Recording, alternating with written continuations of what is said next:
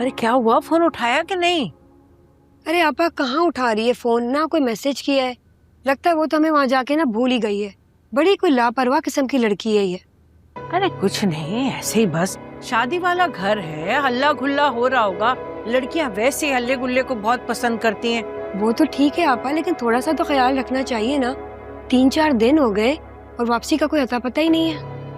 अरे कोई फिक्र की बात नहीं है, आज शाम को बारात में जाएंगे तो उससे कह देंगे कि भाई हमारे साथ घर चलो।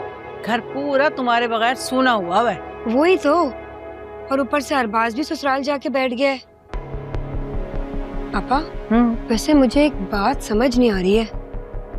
क्या? आपस की बात है हमारी। सादिया जो बड़ा साफ साफ सब लोगों को कहा करती थी कि मुझे तो ब्याही बेटियों का मैके आना और रहना पसंद नहीं है, ना शादी के बाद बेटी को बुलाया ना खुद पूछने आई। अब अचानक से बिछड़े हुए भाई के मिलने से वो इतनी बदल क्यों गई है? मुझे तो ना ये बात हजम नहीं हो रही। हाँ, मुझे भी समझ नहीं आ रही। अरे इन बहन भाइयों की मोहब्बत, बिछड़ने और मिलने का किस्सा समझ ही नहीं आता। भला बताओ, कौन एक शहर में रहते हुए इतने सालों से एक दूसरे से मिले बगैर रह सकता है? ये बताओ तुम। वही ना, और मिले भी किस तरह ड्रामाई अंदाज से। मुझे तो यकीन ही नहीं आ रहा अब तक। अरे ये सब कहानियां जो है ना, फिल्मों और ड्रामों की, माशरे से तो उठाई जाती हैं, और कहाँ से उठाई जाती हैं। खैर तुम छोड़ो इन बातों को, ये बताओ मुझे कि वो बिल्लू ने सलामी दी कि नहीं?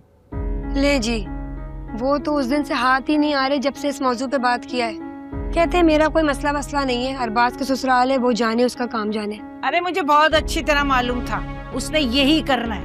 खैर तुम फिक्र ना करो, अरबाज ने मुझे कुछ पैसे दिए थे तो मैंने ना गिफ्ट मंगा लिए हैं। एक तुम दे देना अपनी तरफ से और एक गिफ्ट फारा दे देगी अपनी तरफ से, ठीक है? फिक्र ना करो। चले आपा, ये तो ठीक है, लेकिन मेरी सुई ना अभी भी उधर ही अटकी हुई है। मैं तो अब ये देखना चाहती हूँ कि सादिया अपनी दोनों बेटियों के ससुराल और दामादों के साथ एक जैसा रवैया रखती है या उनके रवैये में कोई फर्क आता है। अब ये तो वक्त ही बताएगा सारा।